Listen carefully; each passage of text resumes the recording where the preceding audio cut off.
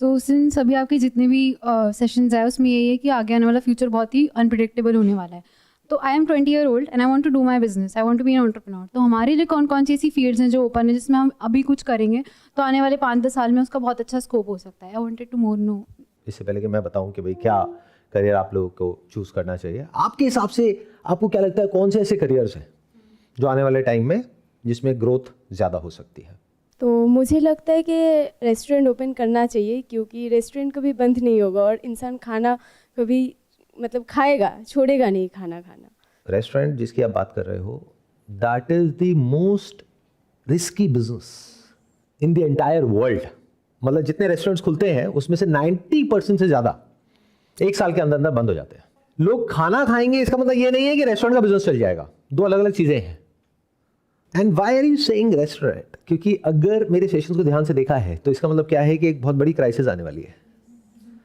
तो क्राइसिस का मतलब क्या होता है? फाइनेंशियल क्राइसिस, जहां पर के आपका जितना खर्चा है वो बढ़ जाएगा बिकॉज ऑफ इन्फ्लेशन, और कमाई उतनी स्पीड से नहीं बढ़ पाएगी या फिर कमाई ऑलमोस्ट जीरो हो जाएगी। ऊपर से इधर उधर जो आपने इन्वेस्टमेंट्स कर रखे हैं उसकी भी वैल्यू कम हो जाएगी। तो जब जेब में पैसा नहीं होगा तो पैसा खर्चने के बारे में सोचोगे या एक एक रुपए बचाने के बारे में सोचोगे? तो खाना कहां महंगा पड़ता है, कहां सस्ता पड़ता है, रेस्टोरेंट में या घर पे? घर पे। इसका मतलब क्या है कि फ्यूचर में जो डिस्क्रिशनरी स्पेंड्स हैं वो कम होने वाले हैं। ये क्लियर हो रहा है क्यों? जब स्पेंडिंग पावर कम हो जाएगी और इन्फ्लेशन बढ़ जाएगी तो इंसान सिर्फ सर्वाइवल के बेस पे रहेगा कि बस रोटी का पड़ा मकान, तो रोटी तो बचेगी ऑफ कोर्स, तो एग्रीकल्चर का बिजनेस माइट इंक्रीज। राइट। तो आप एक स्टेप आगे चले गए, यानी कि एग्रीकल्चर का बिजनेस। अब वहां पे भी एक बहुत बड़ा क्वेश्चन मार्क है। एक होता है हेडविंड, एक होता है टेलविंड। ध्यान से इन दोनों के बीच के फर्क को समझो। किसी को आइडिया है क्या होता है बिजनेस में या इंडस्ट्रीज में हेडविंड क्या होता है और टेलविंड क्या होता है? ये समझने से पहले कि आपको क्या करियर चूज करना चाहिए आगे अपने लिए, चाहे वो बिजनेस हो, चाहे वो जॉब हो, anything, any profession for that matter, आपको इस कॉन्सेप्ट को समझना पड़ेगा। What is headwind and what is Tailwind? Headwind मतलब क्या कि कोई ऐसा बिजनेस जहां पर जो गवर्नमेंट की पॉलिसीज है या जो मैक्रो एनवायरमेंट है या जो इकोनॉमी में हो रहा है या पूरे वर्ल्ड में हो रहा है वो उस बिजनेस को सपोर्ट नहीं कर रहा है बल्कि उसमें रुकावट पैदा कर रहा है। जैसे आप किसी हिल स्टेशन पे चल रहे हो और हेडविंड यानी कि सामने से जो हवा चल रही है वो बहुत तेज है, तो ऐसा नहीं आप आगे नहीं बढ़ सकते, बट आगे बढ़ने में एफर्ट बहुत ज्यादा लगाना पड़ेगा। और टेलविंड मतलब पीछे से हवा चल रही है तो आप एफर्ट कम भी लगाओगे तब भी आप तेज भाग सकते हो। तो आपको देखना होगा किन सेक्टर्स में हेडविंड आने वाली है, किसमें टेलविंड आने वाली है सबसे पहले। लेकिन इसका मतलब ये नहीं है, because you tend to over simplify things whatever I say. तो इसका मतलब ये नहीं है कि अगर हमने ये आइडेंटिफाई कर लिया कि उस सेक्टर में टेलविंड आने वाली है तो आप उस सेक्टर में जाओगे, काम करोगे और करोड़पति बन जाओगे। ऐसा नहीं है।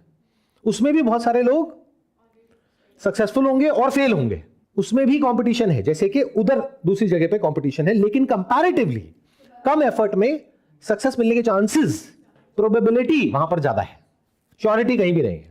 अब अगर इन दोनों बिजनेसेस की हम बात करें, यानी कि एक हो गया रेस्टोरेंट का बिजनेस, फाइनेंशियल क्राइसिस के समय जब गल्फ का जो पूरा का पूरा एरिया है वहां पर एक वॉर है ऑयल की, जिसकी वजह से ऑयल के प्राइसेस बढ़ रहे हैं और वो कहां तक जा सकते हैं वो डिपेंड करता है कि वॉर कब तक चलेगी। और ये प्रेडिक्ट करना इज नेक्स्ट टू इम्पॉसिबल कि वॉर कब खत्म होगी। ये सिचुएशन और कॉम्प्लिकेटेड होती चली जा रही है। जितनी सिंपल समझी थी लोगों ने कि 1 महीना पहले कि ये तो कुछ दिन में खत्म हो जाएगी, ऐसा कहीं भी दूर दूर तक नजर नहीं आ रहा है। हो सकता है वॉर कुछ महीने चले, हो सकता है कुछ साल भी चल जाए। तो एनर्जी प्राइसेस का क्या होगा? और उसके साथ में सब कुछ जुड़ा है, मैन्युफैक्चरिंग, ट्रांसपोर्टेशन, ट्रैवल, सब कुछ किससे जुड़ा है? ऑयल से। तो सब कुछ महंगा हो जाएगा। तो मान लो महंगाई बढ़ गई 50% से, क्या आपकी सैलरी बढ़ जाएगी अगले साल 50% से? इनफैक्ट जो लोग नॉन डिस्क्रिशनरी आइटम्स वाली कंपनीज में काम कर रहे होंगे उनकी तो जॉब उल्टा निकलेंगे वो वहाँ से, क्योंकि जब उनकी सेल नहीं होगी उन कंपनीज की तो ऑफ कोर्स वो अपने एम्प्लॉयज़ को कैसे पे करेंगे। और ये एक विशियस साइकिल होती है। जितना जो कंपनीज है वो लोगों को निकालती है उतना ही वो लोग और कंज्यूम कम करते हैं, तो कंपनीज के प्रोडक्ट्स और सर्विसेज और कम बिकते हैं, तो उनको और लोगों को निकालना पड़ता है। तो एक तरह का एक लूप बन जाता है जिसको रिसेशन कहते हैं, और जो अगर बहुत सालों तक चल जाए उसको डिप्रेशन कहते हैं। जैसे यूएस की इकोनॉमी में हुआ था द ग्रेट डिप्रेशन। तो मैं ये नहीं कह रहा ऐसा कुछ होने वाला है, बट हो सकता है। तो क्या आप उसके लिए तैयार हो? तो ध्यान से समझो जो बात मैं बोल रहा हूं। हेडविंड कहां है, टेलविंड कहां है? अगर आप एक रेस्टोरेंट खोलते हो ऐसे एनवायरमेंट में जहां पर ऑलरेडी रेस्टोरेंट बिजनेस में बहुत ज्यादा कंपटीशन है, बहुत ज्यादा ओवरहेड्स है, सुनने में, दूर से देखने में बहुत आसान लगता है, जब आप अंदर घुसते हो तब पता लगता है कि कितना कॉम्प्लिकेटेड है। या तो आप डायरेक्टली बेचने की कोशिश करोगे जहां पे जो रेंट है उस स्पेस का वो बहुत ज्यादा है, प्लस जो इनिशियली अपने काम को चलाना है that is next to impossible, क्योंकि कंपटीशन बहुत ज्यादा है। और आप अपने ऊपर रख के देखो कितनी बार ऐसा होता है कि एक ही रेस्टोरेंट में बार बार जाते हो आप। You want to try out new restaurant every time. और अगर ये ऑनलाइन मार्केट प्लेसेस के थ्रू बेचोगे तो इनकी जो टर्म्स है वो ऐसी है कि जहां पर वो तो पैसा कमा रहे हैं और कमाएंगे और उनको भी सर्वाइव करना है, उनकी भी कोई गलती नहीं है, बट जब उन प्लेटफॉर्म्स पे आप एड्स रन करोगे, ऊपर से जो उनकी कमीशन होती है वो दोगे और जो बाकी सारी कॉस्ट होती है उस सबको कैलकुलेट करोगे, तो even if you have opened a cloud kitchen, उसमें भी कंपटीशन बहुत ज्यादा है। उसमें भी जो बड़े बड़े प्लेयर्स हैं विद डीप पॉकेट्स, जिनको फर्क नहीं पड़ता है 2-4 करोड़ रुपए लगा दो, 2-3 साल में रिटर्न आती रहेगी, उनके लिए कोई दिक्कत नहीं है। बट आपने मान लो 5-10 लाख रुपए कहीं से ले करके अपना जो भी जोड़ा हुआ था वो सब लगा दिया, अब वो तो 2-4 महीने में 6 महीने में खत्म हो गया, अब क्या करोगे? बंद कर दोगे बस। तो इसका मतलब क्या है? एक तरफ से बिजनेस बहुत मुश्किल है, नंबर 1। अब ये मैं नहीं कह रहा हूं, स्टैटिस्टिकली इट इज प्रूवन। आप जा करके रिसर्च कर सकते हो चैट जीपीटी पे, जेमिनी में, ग्रॉक में या कहीं पर भी, कि ऐसे कौन से बिजनेसेस हैं पूरे वर्ल्ड में जहां पे फेलियर रेट सबसे ज्यादा है। उसमें जो रेस्टोरेंट बिजनेस है ये टॉप पे कहीं पे आएगा। एक तो ये बहुत बड़ी कॉम्प्लिकेशन हो गई। दूसरा, जिस तरह की क्राइसिस अभी दुनिया में चल रही है या आने वाली है, उस सिनेरियो में जो डिस्क्रिशनरी स्पेंड्स है, यानी कि रेस्टोरेंट में खाना इज एन ऑप्शन बट खाना इज नॉट एन ऑप्शन। बढ़िया ब्रांड का खाना इज एन ऑप्शन बट खाना इज नॉट एन ऑप्शन। तो इसका मतलब क्या होगा? ऐसे सिनेरियो में हेडविंड्स बहुत ज्यादा स्ट्रांग हो जाएगी डिस्क्रिशनरी बिजनेसेस के लिए। डिस्क्रिशनरी मतलब क्या, ये क्लियर हो रहा है? कोई एग्जांपल देगा आप में से कि किस तरह के डिस्क्रिशनरी स्पेंड्स होते हैं और किस तरह के नॉन डिस्क्रिशनरी होते हैं? Discretionary means that is not essential. That is luxury purchases. It can be, or maybe going to water park, or maybe going on fun trip. That can be discretionary. And if it is if about essential, it is hospital expenses and school expenses and basic clothes and basic necessities like food, groceries. तो अगर ये आपको समझ आ रहा है दोनों के बीच का फर्क, डिस्क्रिशनरी और नॉन डिस्क्रिशनरी के बीच में, तो एग्रीकल्चर की अगर बात करी जाए तो ऐसे में जब महंगाई बढ़ रही होगी हर चीज की, तो एक ऐसी चीज है जिसके ऊपर आप कॉस्ट चाह करके भी कम नहीं कर सकते, वो क्या है? खाना। तो इसका मतलब क्या है? यहां पर हमको एक अपॉर्चुनिटी नजर आ रही है, टेलविंड नजर आ रही है एग्रीकल्चर सेक्टर में। बट अगेन इसका मतलब ये नहीं है कि आप अपना जो भी कर रहे हो उसको सबको छोड़ छाड़ के एग्रीकल्चर में चले जाओ। हाँ, अगर आपका एक फैमिली बैकग्राउंड है एग्रीकल्चर का, फार्मिंग का, यानी कि आपकी फैमिली को 10-20 साल 50 साल का एक्सपीरियंस है और आप उसको छोड़ करके शहर में आकर के कुछ करने की कोशिश कर रहे हो, तो it's like swimming against the tide, जो आज से 10-20 साल पहले बहुत अच्छा आइडिया था, बट आने वाले टाइम में उससे बेटर आइडिया क्या है? क्या आप ये दिमाग लगाओ कि जिस फील्ड में ऑलरेडी आपको एक्सपीरियंस है, आपको, आपकी फैमिली को, क्या उसको प्रॉफिटेबल बनाया जा सकता है? मान लो आपकी जो फैमिली हो खेती बाड़ी करती है, वहां पे कोई कमाई नहीं हो रही है, लॉसेज हो रहे हैं और हो ही रहे हैं बहुत सारे फार्मर्स को, तो क्या आप वहां पर दिमाग लगा सकते हो कि उसी खेत में ऐसा क्या किया जा सकता है और किस तरीके से किया जा सकता है कि यहाँ पे लॉस ना हो, प्रॉफिट हो? या दिमाग इतना बंद है कि आपके दिमाग में ये चल रहा है कि अगर 10-20 साल से 30 साल से लॉस हुआ है तो आगे भी लॉस ही होगा? अगर इतना भी क्वेश्चनिंग माइंड नहीं है और आप शहर में आकर के कोई बिजनेस करने के बारे में सोच रहे हो, तो भगवान ही आपका भला करेगा। एक्चुअली मैं एक गांव से बिलोंग करता हूँ और मेरा फैमिली बैकग्राउंड है कि जहाँ पे फार्मिंग का बिज़नेस पहले था, बट बाद में धीरे धीरे अब हम लोगों ने किसी और को दे दिया, वो पूरा कुछ करते हैं।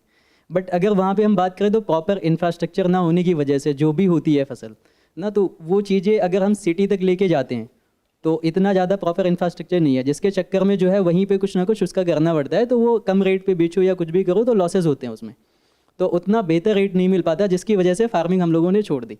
पहले हमारे उधर सारी फसल होती थी, बाद में हम लोगों ने पूरा शुगर केन पे शिफ्ट किया।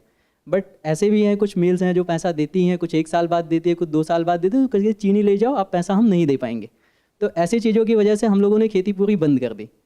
तो इस चीज़ का कुछ सोल्यूशन कि अगर हम कुछ अभी आज के डेट में अगर फार्मिंग कर रहे हैं तो किस चीज़ की फार्मिंग करें जिसकी वजह से बेहतर चीज़ें? इस चीज़ का सोल्यूशन ये है कि आप फार्मिंग मत करो, आप वो करो जो आपने प्रॉब्लम फेस करी जिसकी वजह से आपका काम बंद हो गया, और उन फार्मर्स को सपोर्ट करो ताकि उनका काम बंद ना हो। जिस वजह से आपका बिजनेस बंद हुआ, क्यों हुआ? क्योंकि आपने कहा वो इंफ्रास्ट्रक्चर नहीं है, जिस वजह से वो गांव से जब तक शहर तक पहुंचता है माल, वो माल या तो खराब हो जाता है या उसकी क्वालिटी गिर जाती है, जिस वजह से उतना दाम नहीं मिलता है जितना कि आपने कॉस्ट लगाई उसको प्रोड्यूस करने में। तो what if you create N infrastructure not at a very big level, at a small level? मतलब क्या कि एक पर्टिकुलर टेम्परेचर चाहिए होता है उसको प्रिजर्व करने के लिए। तो अगर ऐसे कुछ ट्रक्स, बहुत बड़े नहीं, मान लो छोटे छोटे, अगर ऐसे कुछ ट्रक्स से आप शुरू करो, 1 या 2 ट्रक से, जहां पर के वो जो किसान है उनको आप बोलो कि अभी आप इतने का बेच रहे हो यहां पर, यहां की मंडी में, अगर ये ना करो, आप मुझे दो तो मैं आपको बेटर प्राइस देता हूं। और आपको क्या करना है, उस माल को लेकर के जाना है जहां पर उसका बेटर प्राइस मिल रहा है फॉर दैट पर्टिकुलर क्वालिटी, वो उनको दे पाओ। या बेटर स्टिल, शहर में जा करके पहले देखो कि ये जो आपकी क्रॉप है, मान लो शुगर केन है, तो उसका ज्यादा प्राइस किस तरह की शुगर केन को मिलता है और कम प्राइस किस तरह की शुगर केन को मिलता है, और कौन सा जो बायर है वो ज्यादा प्राइस देता है और कौन है जो कम देता है, कौन है जो उधार पे लेता है, कौन है जो कैश में डीलिंग करता है, और उनको एग्जैक्टली क्या चाहिए। मतलब पहले आप ये रिसर्च करो, फिर उसके बीच में एक तरह का एक ब्रिज बना दो। तो what if you become the middle man rather than being here और देयर। क्लियर हुआ कि पहले हमने चूज किया कहां पर टेलविंड है, फिर ये चूज किया कि वहां पर किस तरीके से क्या काम करना है। अब मैंने क्यों कहा इनको कि आप ये मत करो, क्योंकि अगर ये फार्मिंग करने लग गए, दैट इज मैन्युफैक्चरिंग, तो डिस्ट्रीब्यूशन कौन करेगा। एक आदमी अगर सब कुछ करने की कोशिश करेगा तो एंड में वो कुछ भी नहीं कर पाएगा। तो मैंने क्या कहा, ज्यादा प्रॉफिट जो इसमें है वो डिस्ट्रीब्यूशन में है, ना कि मैन्युफैक्चरिंग में। तो आप डिस्ट्रीब्यूशन में आ जाओ। Right now I am planning to buy a property में दिल्ली एनसीआर या किसी टियर 2 सिटी में, तो बड़े सारे ऑप्शंस आते हैं कि बनती हुई वाली लो, जो भी बन रही है, या बनी हुई लो, किस हिसाब से प्रॉपर्टी खरीदो कि आगे कंटिन्यूइंग दिस वॉर थिंग और जैसे आने वाला है उसमें वो इन्वेस्टमेंट मुझे अप्रिसिएशन ही दे। इट वोंट, क्योंकि it won't take me to the date, more of date zone.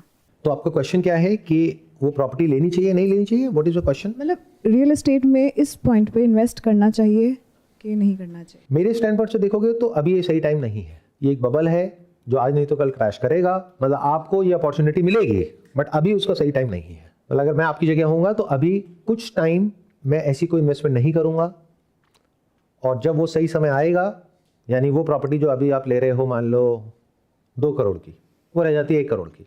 ऐसा होता है, हो सकता है। देखो एक बात अच्छे से समझ लो, अच्छे से। आप कह रहे हो ऐसा हो सकता है, हो तो सब कुछ सकता है। दुबई का नाम सुना है? तो जिन्होंने भी दुबई में पैसा लगाया वो किस बेसिस पे लगाया? पिछले 50-60 साल लगे दुबई को अपनी एक इमेज बनाने में, through marketing and through PR and through all kinds of things, कि Dubai is the safest country in the world. आज दुबई में जिन लोगों ने रियल एस्टेट में पैसा लगाया हुआ है वो रो रहे हैं, वो कह रहे हैं भाई किसी भी दाम पे बेच दो। तो होने को तो सब कुछ हो सकता है। ऐसी ऐसी कंट्रीज है जहां पर के इतना कुछ हुआ है जिसके बारे में आपको पता नहीं है। तो अगर पता करना है कि क्या क्या हो सकता है तो you need to be more aware. In other words, जैसे कोई कुएं का मेंढक है तो उसकी सोच बस वहीं तक कन्फाइंड है, बट अगर कोई बाहर निकल जाए और देखे दुनिया में क्या क्या हो रहा है तो वो प्रेडिक्ट कर सकता है कि अच्छा यहां पर भी ऐसा कुछ होने वाला है।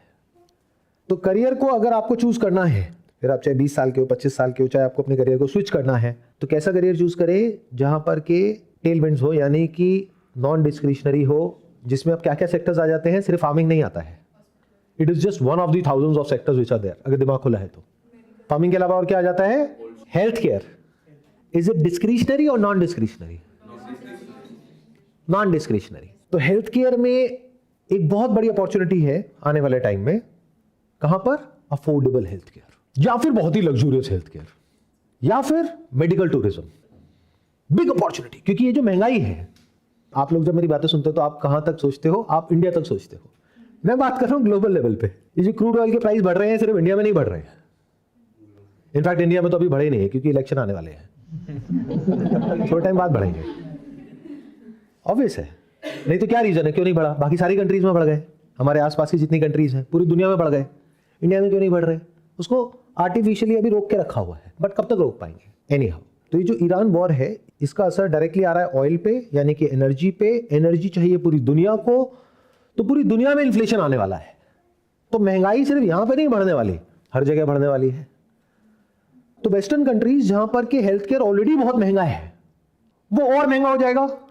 तो वहां पर एक अपॉर्चुनिटी क्रिएट होगी मेडिकल टूरिज्म में, जहां पर के वहां से लोग यहां पर आएंगे अपना ट्रीटमेंट कराने के लिए। तो you can be the connecting link between them and the health care institutions here through marketing. तो यहां पे भी एक अपॉर्चुनिटी आ गई। इनफैक्ट अगर ध्यान से समझोगे इन दोनों जगह पे क्या इंसाइट्स निकल के आई? ज्यादा पैसा जो है फ्यूचर में वो डिस्ट्रीब्यूशन में है। इन अदर वर्ड्स, कोई ऐसा इंसान जो डिमांड को और सप्लाई को कनेक्ट कर रहा है, जिसके पास में नेटवर्क है, जिसके पास में ऐसी एक स्किल है कि जिसका एक इंस्टीट्यूशन है, मान लो एक हेल्थ केयर का एक टॉप नॉच वर्ल्ड क्लास एक हॉस्पिटल है इंडिया के किसी कोने में, बस दुनिया में तो लोगों को पता ही नहीं है। दुनिया में लोग सर्च कर रहे हैं लेकिन वो सर्च इंजन में कहीं आ ही नहीं रहा है। तो what if you create a website with top 100 health care institutions for this particular disease in India, और वो भी आप एआई के थ्रू रिसर्च करके पता कर सकते हो कि मेडिकल टूरिज्म में सबसे ज्यादा लोग किस तरह की बीमारी के लिए आते हैं। तो स्पेशलाइज उसी के लिए अगर एक वेबसाइट बनाओ और उस वेबसाइट को एसईओ में रैंक करो पूरे वर्ल्ड में, स्पेशली वेस्टर्न कंट्रीज में, and through SEM that is search engine marketing उसको प्रमोट करो, वहां से जो ट्रैफिक आए उन लीड्स को कैप्चर करके इन दोनों को आपस में जोड़ दो, और अगर आपको एक छोटी सी परसेंटेज भी मिल जाती है तो कितना कमा सकते हो। और इसमें फायदा किसका हुआ? उनका भी हो गया, यानी कि जो हेल्थ केयर इंस्टीट्यूशंस हैं, क्योंकि वो बड़ा सेटअप लगा के बैठे हैं। आपको किसने कहा कि आप बड़ा सेटअप लगाओ, यानी 50 करोड़ 100 करोड़ रुपए लगा करके एक बहुत बड़ा एक हॉस्पिटल बनाया है, आपको किसने कहा है आपको ये करना है? बट वो करने के बाद भी उसको मार्केटिंग तो आती नहीं है, तो आप मार्केटिंग सीख लो। मार्केटिंग सीखना आज की डेट में कितना मुश्किल है? बहुत आसान है, इसलिए तो मैं कहता हूं आसान है। अगर समझ के करोगे, दिमाग से करोगे तो सब कुछ आसान है, और बिना समझे ऐसे इधर उधर कुछ भी करने लग जाओगे तो बहुत मुश्किल है। यानी प्रॉब्लम को समझो, उसको सोल्यूशन निकालो। If you can do that तो काम हो गया है। So as you said कि अगर हम एक्चुअली में एनालाइज करें, like strategist guys who analyse the gaps, like यहाँ पर अपने एग्रीकल्चर में गैप को एनालाइज किया, और जो स्ट्रैटेजिस्ट होते हैं जो ये गैप्स को एनालाइज करें और उसके बाद feasible solution, like you know like the golden triangle rule, the price value and now the distribution is pending here. Those people who can think about the strategy, who can create that strategy, are also like going to boom in this coming world. Why not? और देखो इसी से related एक और business model निकल के आ गया। वो क्या है? अब आपने कहा कि ना तो मेरे को मार्केटिंग में इंटरेस्ट है, ना मेरे को मैन्युफैक्चरिंग में इंटरेस्ट है, ना मेरे को कंज्यूमर बनने में इंटरेस्ट है, मेरे को तो मजा आता है इस तरह की स्ट्रैटेजीज बनाने में, इस तरह की रिसर्च करने में, ऑन ग्राउंड जा करके कि ऐसे क्या क्या गैप्स हैं, क्या क्या अपॉर्चुनिटीज हैं। क्योंकि हर इंसान आज की डेट में अपॉर्चुनिटी ढूंढ रहा है पैसा कमाने की। बहुत सारे लोग इस वजह से क्योंकि उनकी नौकरी चली गई है, बहुत सारे लोगों को नौकरी नहीं मिल रही है, बहुत सारे लोग ऐसे हैं जिनको एक पर्टिकुलर फील्ड में एक्सपीरियंस तो है लेकिन ग्रोथ रुक गई है, तो they want to do something on their own. तो what if you create a YouTube channel जहां पर आप प्रॉपर रिसर्च करो, और रिसर्च करके उन वीडियोस को अपलोड करो जहां पर आप बताओ कि देखो इस फील्ड में ऑन ग्राउंड जा करके, जैसे न्यूज़ रिपोर्टिंग होती है जहां पर वो ऑन ग्राउंड जा करके एक प्रॉब्लम को समझते हैं फिर दुनिया के सामने रखते हैं। What if you go on ground and understand the problems of these farmers और दीज हेल्थ केयर इंस्टीट्यूशंस, और उसको यूट्यूब पर अपलोड करो और दिखाओ कि देखो ये वो प्रॉब्लम है जो ये लोग फेस कर रहे हैं। तो इस तरह के कंटेंट में लोग इंटरेस्ट लेंगे या नहीं लेंगे? ऑल्दो सेगमेंट बहुत बड़ी नहीं होगी, इस तरह की वीडियोस पे आपके करोड़ों व्यूज नहीं आएंगे, पर जो सेगमेंट होगी वो बहुत ही टारगेटेड होगी। And in this you can make videos even in English also, क्योंकि आपकी जो ऑडियंस है that could be global. For example, you tap this segment of medical tourism and create a dedicated YouTube channel for medical tourism, and you go to all these places, same जिस तरीके से travel bloggers करते हैं। आपको पता है उनको कितनी कमाई होती है और कैसे होती है? ये जो होटल्स हैं इनके पास में हमेशा आइडल कैपेसिटी होती है, मतलब कि हमेशा ऐसा नहीं होता कि उनके रूम्स भरे पड़े हैं। कभी ऐसा भी होता है कि सारे रूम्स फुल हैं, बहुत बार ऐसा भी होता है कि बहुत सारे या सारे रूम्स खाली पड़े हैं। तो इनको क्या चाहिए? इनको डिस्ट्रीब्यूशन चाहिए। तो डिस्ट्रीब्यूशन कैसे मिलता है? ये ढूंढेंगे ऐसे ट्रैवल ब्लॉगर्स को जिनके चाहे फॉलोअर्स कम हो लेकिन उनकी रीच अच्छी हो और कंटेंट की क्वालिटी अच्छी हो। वहां ये मैटर नहीं करता कि आपके कितने लाख या कितने करोड़ फॉलोअर्स हैं, ये मैटर करता है कि उस नीश में आप कितने स्ट्रांग हो, मतलब लोग आपको कितना ट्रस्ट करते हैं। तो ऐसे फॉलोअर्स को ये होटल्स और रिजॉर्ट्स रीच करते हैं और कहते हैं कि आप आ जाओ हमारे यहाँ पे 3 दिन 4 दिन रहना, खाना पीना, फ्लाइट, ये वो सब फ्री, सब हमारी तरफ से, ऊपर से हम आपको पैसा भी देंगे, ऊपर से जो आपके एफिलिएट लिंक के थ्रू कोई क्लिक करके आएगा उस पर आपको कमीशन भी देंगे। वो बोलते नहीं है एंड में क्या ये नीचे लिंक है, अगर आप ये मेरा कोड डालेंगे तो आपको 10% डिस्काउंट मिलेगा। आपको 10 मिलता है, 10 उनको भी मिलता है। सो इस तरीके से अगर आप मेडिकल टूरिज्म में करो, आई एम नॉट श्योर अभी इंडिया में कोई कर रहा है नहीं कर रहा है, but it's a big opportunity. देखा कैसे एक अपॉर्चुनिटी निकल करके आई। अब ये ओवरनाइट नहीं हो जाएगा। आप लोगों की प्रॉब्लम क्या है? Because you want overnight success, and that is the biggest difference between smart money and dumb money, smart people and dumb people, as harsh as it may sound. नहीं, स्मार्ट मनी और dumb money में क्या फर्क होता है? यानी आपके पैसे में और जो स्मार्ट इंस्टीट्यूशनल इन्वेस्टर्स हैं, गवर्नमेंट्स हैं, सेंट्रल बैंक्स हैं या फंड्स हैं, हेज फंड्स हैं, उनमें और आपकी स्ट्रैटेजी में क्या डिफरेंस होता है? अगर फंडामेंटली समझोगे तो क्या होता है, you always go by your gut feel. Gut मतलब क्या? पेट। पेट आप सबका खराब है। एक का भी बता दो अगर ठीक है तो। आयुर्वेद में बोलते हैं हर बीमारी की जड़ क्या है? पेट। पेट आप सबका खराब है, मतलब गट फीलिंग, जो भी आपकी फीलिंग है वो सबकी खराब है। बट जो स्मार्ट लोग होते हैं या smart money, they never go by gut feel, they go by data and they stick to it with a long term perspective. Gut feeling में क्या होता है? शॉर्ट टर्म में आदमी उछलने लग जाता है या परेशान होने लग जाता है। फॉर एग्जाम्पल सोना चांदी ले लिया, प्राइस ऊपर बढ़ गया तो they start acting as if they are the kings and queens of the world, कि उनसे ऊपर तो कोई है ही नहीं दुनिया में। अरे भाई मैंने तो इतना कमा लिया, उतना कमा लिया। कहाँ कमाया है? बेचा तूने? नहीं बेचा नहीं है, कमा लिया। कहाँ कमाया? पेपर भी तो कमाया। कमाएगा तो तब ना जब बेचेगा। फिर कुछ दिन में नीचे आ गया, अरे मैं लुट गया, मैं बर्बाद हो गया।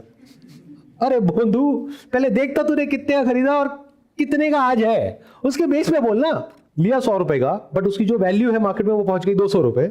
आज मान लो 150 का है और हो रहा है 200 का 150 हो गया। अरे नहीं भाई, 100 का 150 हुआ है। इसको बोलते हैं डम मनी, डम investors. They always look at short term fluctuations. छोटा सा कहीं पे कोई इन्वेस्टमेंट कर देंगे और 24 घंटे बैठ करके देखते रहेंगे, प्राइस ऊपर गया नीचे गया, प्राइस ऊपर गया नीचे गया। प्राइस को क्यों देख रहा है? फंडामेंटल्स को देखना, क्या वो चेंज हुए? उसको कभी देखता नहीं है। मेरी गट फीलिंग कह रही है कि प्राइस बहुत बढ़ गया है, इसको भेज दो। अरे भाई तेरा गट खराब है, इलाज करा, है ना? तो ये जो बिजनेस अपॉर्चुनिटी अभी अभी हमको नजर आई, मतलब आपको भी आई, मेरे को भी आई, और बहुत सारे लोग जो इस वीडियो को देखने वाले उनको भी आई। क्या सब करने लग जाएंगे? ऐसा लगता है आपको? लाखों में से कुछ करेंगे, उनमें से भी कुछ उस पर टिकेंगे 2-3 साल तक। लेकिन जो टिक गए वो कितना पैसा कमा सकता है, उसकी अपर लिमिट मुझे समझाओ। And also, sir, the thing that you mentioned about SEO and that is also, transformed to GEO now, because आजकल लोग Google सर्च नहीं करते, AI सर्च करते हैं। तो they go to ChatGPT or Grok or Gemini, and due to that, the businesses are not found on the websites now; they are found inside the.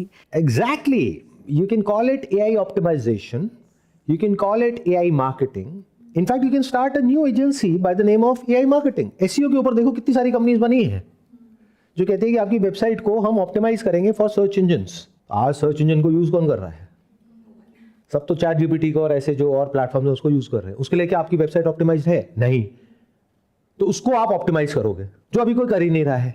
तो you get the first mover advantage in that particular segment, और उसके लिए आप एक specialise agency बना सकते हो। तो you will have an edge over those agencies जो पहले एसईओ कर रही थी और आज कहते हैं कि हम ये भी कर रहे हैं और हम वेबसाइट भी बनाते हैं, हम ये भी करते हैं, वो भी करते हैं। तो ऐसे इंसान की बजाय जो बिजनेसेस हैं वो उसको प्रेफर करेंगे जो स्पेशलाइज्ड है एक पर्टिकुलर डोमेन में। आप कहोगे कि इस पर्टिकुलर डोमेन में हमसे अच्छा और हमसे ज्यादा एक्सपीरियंस्ड और कोई नहीं है। बट अगेन उसमें भी अगर सक्सेस चाहिए तो 2-3 साल लगेंगे। तो टिकना आना चाहिए ना। ऐसे ही कोई भी काम होता है तो उसमें टिकना आना चाहिए। इन्वेस्टमेंट है वहां पर टिकना आना चाहिए, करियर है वहां पर टिकना आना चाहिए, फ्लक्चुएट नहीं होना होता है। एक बार एक चीज अच्छे से समझ आ जाए तो you have to stick to that strategy. Your decisions must be driven by strategy, not your gut feel, not by greed और फियर। ऑल्दो हम बात कुछ करियर की कर रहे हैं, लेकिन अगर आपको फंडामेंटल समझ आ रहे हैं, अभी मैं क्या करने की कोशिश कर रहा हूं, मैं आपको ये नहीं बता रहा कि क्या करना है क्या नहीं करना है, मैं आपको ये बता रहा हूं सोचते कैसे हैं। और अगर वो समझ आ गया तो अभी हमने 2-3 करियर की बात करी है, बट ऐसे हजारों करियर और आप फिगर आउट कर सकते हो अगर आपको समझ आ गया है तो। हम यहाँ करियर की बात कर रहे हैं, like since the early I went to job for 10 years now. तो अब my career I won't say stable, क्योंकि कुछ भी स्टेबल नहीं है, बट मैं आज की डेट में मेरे पास सेविंग्स भी इनफ हैं।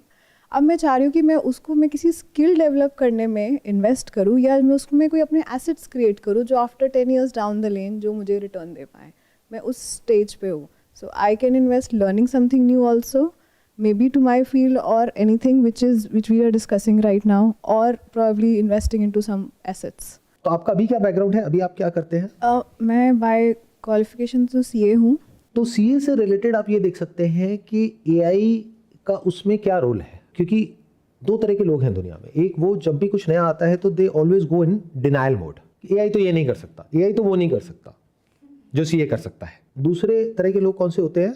वो हार्डली 1-2% ही होते हैं। वो कौन होते हैं? वो बोलते हैं ये छोड़ो क्या नहीं कर सकता, ये देखते हैं एआई क्या कर सकता है। फिर आप वो देखना शुरू करते हो जो और कोई नहीं देख रहा है, तो आपको दिखता है अच्छा जो एक सीए कर सकता है उसमें से ये तो एआई भी कर सकता है, ये भी कर सकता है, ये भी कर सकता है, ये भी कर सकता है, ये भी कर सकता है, ये भी कर सकता है। फिर धीरे धीरे आप एक ऐसे स्पेस में पहुंच जाते हो विच टेक्स टाइम, 6 महीने, 1 साल, 2 साल, जब आप कुछ ऐसा कर सकते हो जो सिर्फ इंडिया में नहीं पूरी दुनिया में कोई भी और इंसान नहीं कर सकता, because you develop something ahead of time, समय से पहले आप कुछ ऐसा सीख गए हो जिस तरफ अभी लोगों का ध्यान भी नहीं है। क्योंकि अभी एआई जो चार्टर्ड अकाउंटेंट्स हैं उनको पूरी तरह से रिप्लेस नहीं कर सकता, इसीलिए वहां पर अपॉर्चुनिटी है। What if you create an agent which is better than a chartered accountant and you give access of it to these big 4 or big corporates or even small and mid-sized firms? Why not? And who can do better than you? I cannot, because I'm not a CA.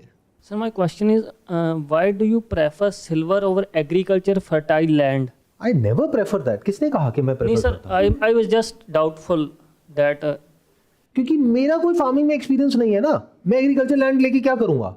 अगर मान लो आपकी कहीं पर कोई land है, उसके साथ वाली लैंड मैंने ले ली, अब मैं तो वहां पे जाऊंगा नहीं, मैं तो रहूंगा नहीं, और आपने उस पर कब्जा कर लिया, तो मैं क्या करूंगा? इससे बेटर ये नहीं है कि मैं सिल्वर ETF लेकर के आराम से सो जाऊं रात को। आप समझ रहे हो मेरी बात? तो ऐसा नहीं है कि वो बेटर है, वो बेटर है। ये देखना होता है कि आपका क्या बैकग्राउंड है, उसके हिसाब से आपको डिसाइड करना है। फॉर एग्जाम्पल, आप कहीं किसी ऐसी जगह पे रहते हो जहाँ पे थेफ्ट बहुत ज़्यादा है, तो अब वो आपकी लैंड चुरा के तो नहीं भाग जाएगा, तो वहाँ पे आप लैंड ले लो। अगर वहाँ पे एग्रीकल्चर से आपको लगता है कि आप पैसा कमा सकते हो, तो अगर नहीं कमा सकते और इन्वेस्टमेंट के लिए ले रहे हो, तो दैट्स स्पेक्युलेटिव एसेट। कोई भी एसेट ऐसा जिसको आप खरीदते हो सिर्फ इस वजह से क्योंकि उसका दाम बढ़ेगा आने वाले टाइम में, सो उसमें कोई स्टोर ऑफ वैल्यू नहीं है, उस एसेट की अपने आप में कोई वैल्यू नहीं है। That's like a pyramid scheme where greater fool theory comes into play, कि आपको आपसे बड़ा बेवकूफ कोई चाहिए उसको खरीदने के लिए, उसको ये दिखाना पड़ेगा देखो इसका दाम कितना बढ़ेगा, अब उसको दिया, अब उसको दिया, अब उसको दिया, अल्टीमेटली वो कोलैप्स कर जाता है। You got the answer? आपको मिला? तो ऐसा नहीं है कि ये बेटर है वो बेटर है। जी sir, cause I did my probability, I did my maths, like in year 2003, my father and my grandfather bought a, like let's say X amount of land for 3.5 lakh per acre, and today it's worth 50 lakh per acre, sir. So it's more, it has grown exponentially.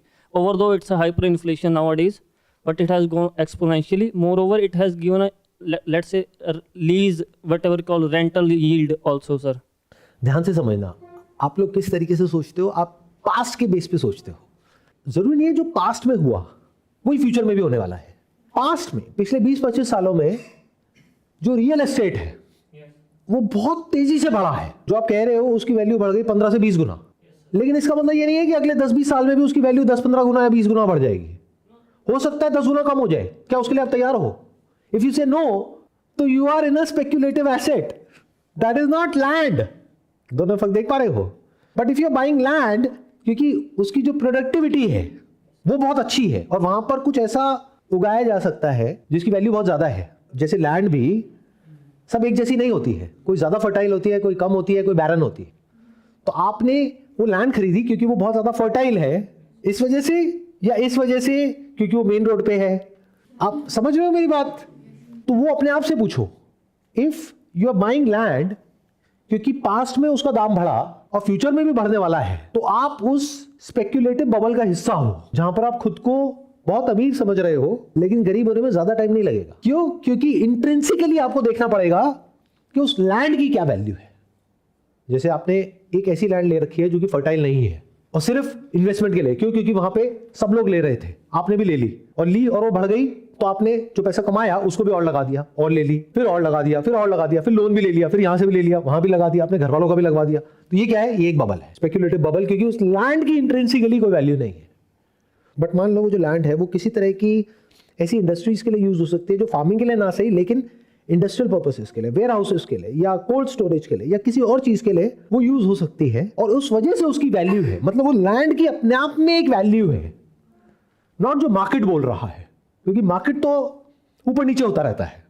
आज market कहेगा वो land 50 lakh की है, जब मंदी आएगी तो वो लैंड हो जाएगी 5 लाख की। Yes, sir, it happened before. Like in 2014, the price of land was fallen down by, I guess, 10 lakh per acre. It was 25, it went again to 15, 35. It happens like it fluctuates. हाँ, और जब महामंदी आती है, एक होती है मंदी, एक होती है महामंदी, जैसे रिसेशन और डिप्रेशन, तो उस वक्त में क्या होता है कि जो भी ऐसे एसेट्स होते हैं जिसकी इंट्रिंसिकली कोई वैल्यू नहीं होती, वो सब क्रैश कर जाते हैं। उसको बबल बोलते हैं। प्राइस बढ़ रहा होता है क्योंकि प्राइस बढ़ रहा होता है, बस यही वजह होती है। प्राइस बढ़ रहा है इसलिए सब खरीद रहे हैं, out of FOMO, fear of missing out. अगर मैं नहीं लिया और प्राइस बढ़ जाएगा। जैसे जो आपने रियल एस्टेट वाला क्वेश्चन पूछा था, उसमें भी यही हो रहा है। अगर आज की डेट में आप देखोगे तो अगर अभी मैंने नहीं लिया तो ये 2 साल पहले 1 करोड़ का था, आज ऑलरेडी 2 करोड़ का हो गया, ऐसा ना हो 4 करोड़ का हो जाए। That's why that is a bubble.